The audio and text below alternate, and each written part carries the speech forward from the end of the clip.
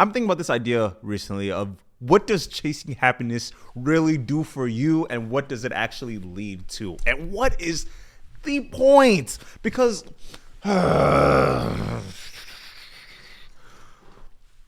it feels like life's greatest mission is to distract yourself till you get buried and just hope that eventually that you do something so prolific that 3 generations after you, they still remember their great grandfather, right?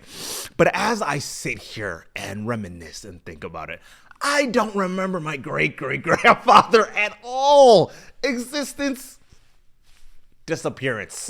And I'm gonna sit here and I'm gonna ask you, do you remember your great grandfather? Do you remember your great grandfather? Do you remember your grandfather? Can we answer these questions? And for some of us, it goes even deeper, where do you even remember your own family? And for some of us, it even goes even deeper, where do you even remember your own father like that? Do you even hold the folks of the past to such esteem that you'd want to carry on their legacy past your own? And I've been thinking about that recently. And is it morbid? A little bit. Is it personable? Yeah. Is it needed and necessary? Is any of this? And that's what I like to talk about for the next 15 minutes before I go off my real life stuff. Okay. Number 1. The idea of chasing happiness feels like a slap in the face to not just reasoning, but to your day-to-day life as is. Because of the more that you look for happiness, you find yourself in this position of recognizing there is no happiness standard, nor happiness apple that you can grab. It kind of reminds me of trying to find the one piece where for everybody, it is a completely different idea, and it's this unattainable potentially, if you work your whole life for, you might be able to get to that end of the story where you could grab that fruit by its suckle fruit and taste the supple. What am I even talking about? And you get to the chance of grabbing it and actually consuming it. But at that point, what is the point? Where is it going to go? Because of eventually you will digest that happiness and it will leave you like all other things. And it becomes this more evading experience where the more that you do look, the more that you find out that thing that you are looking for is the thing, but now it's not happiness anymore. For example, you could do in you could do it on the material aspects, where if you buy this one car, you buy this one house, you go to this one place, and then you realize that one place you went to, just like the other place that you went to, the car that you're driving now is the same car that you were driving when you were younger, and it just maybe costs a little bit more to fuel up, and the insurance is just more. So it's it has a cooler exterior, but eventually it gets to the point where it's fleeting. You don't remember how fun it felt the first time you got into that car. It's kind of like eating a cake. The first bite was the greatest bite. The second bite was the second greatest bite, and then so forth and onward. And then you get to the point where you are just sick of it.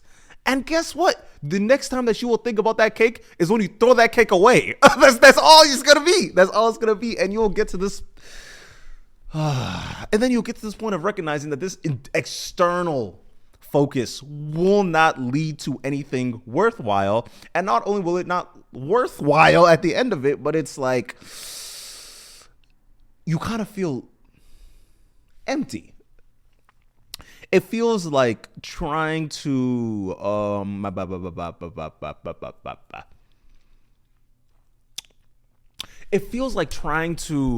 encapsulate feelings. Oh, nope, this is a better way.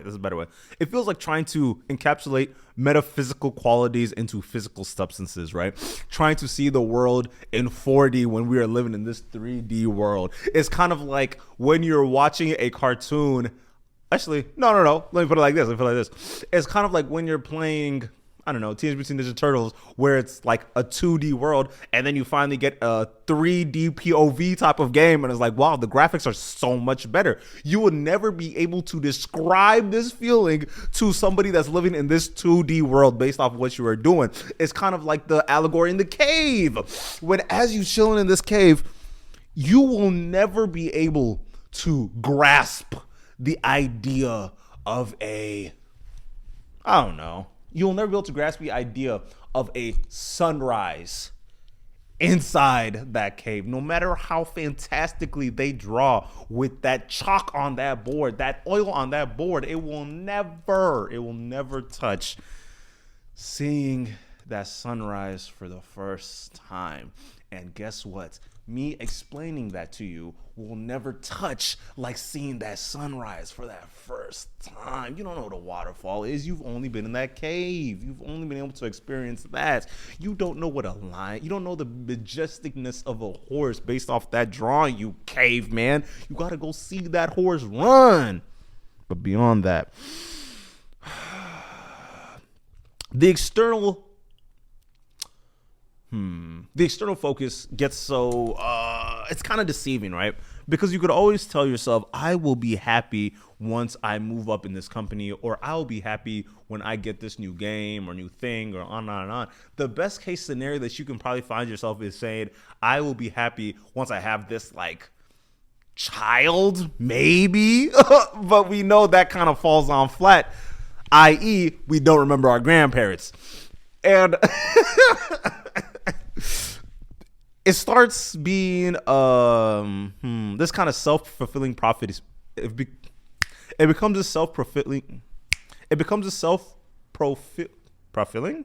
Fulfilling is the word. Okay. It becomes a self-fulfilling prophecy where the longer that you search, the farther it will be. And only when you are not thinking about happiness, that is when happiness will wash over you. Like, sometimes I reminisce about the past. I look backwards while living forward, right? And you find out that you are just in this realm of happiness. It feels like we can only describe happiness in the past tense, where once it has left us, we can look back on it fondly, but in the moment, it's hell on earth. For all better conversation is this terrible feeling of like, oh my God, it was so hectic trying to figure out a way to plan this picnic for everyone to bring their own food and be able to actually like chill and hang out and just like talk and chill, right? But then we sit back and we recognize none of that mattered. What mattered was the moment, was the specific instance of sitting together that communicated communism? Beyond the point. But the only thing that's left is but the only thing that's missing is you forget that what you are actually experiencing as happiness is the said moment that's being encapsulated, and trying to outlive it or trying to find something to, I don't know, equate to the feeling of community will not it will not itch the spot that you're actually looking for, because of happiness can be found in all things, and happiness is in all things. It's more of a mindset that needs to be painted over the experience for you to be able to look at it with the same clean eyes and be like, oh yeah, no, this is when I was happy. The more that I think about it, the more that I recognize and the more that I sit back and think, I start to notice that the envisioning of what is to come will always attract of what is here.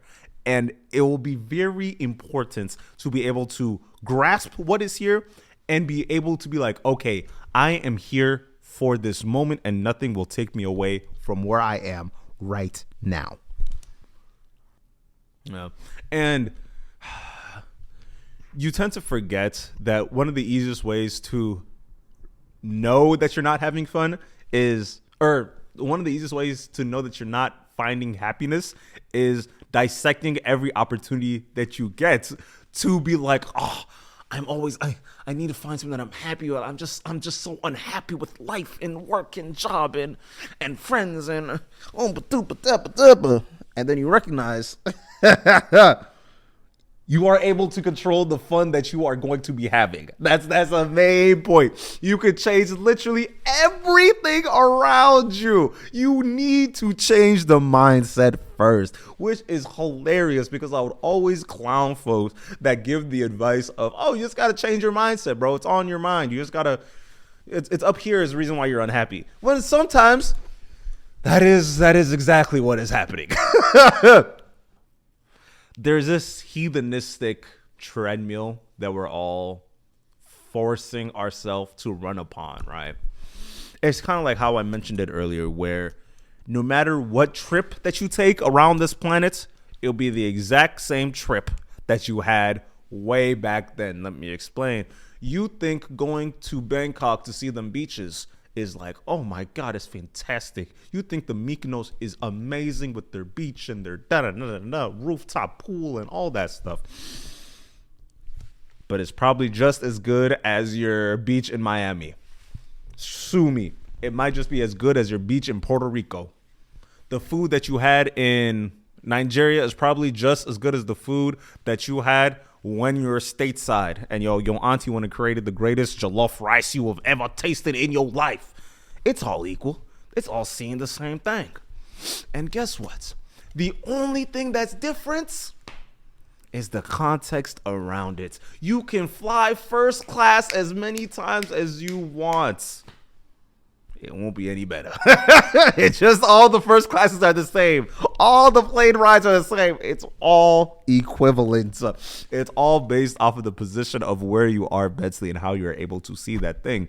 And I always caution against the idea of believing that if you just spend more on this thing, it will lead you to be happier because you have spent more on that said thing, when you know that money will never be the thing that relieves you of the stress of this world. So in terms of trying to find that happiness, it is definitely indoors. That's all I'm gonna tell y'all. But all right, y'all, now I'm done with the episode. Make sure to leave a like, comment, subscribe, and we out.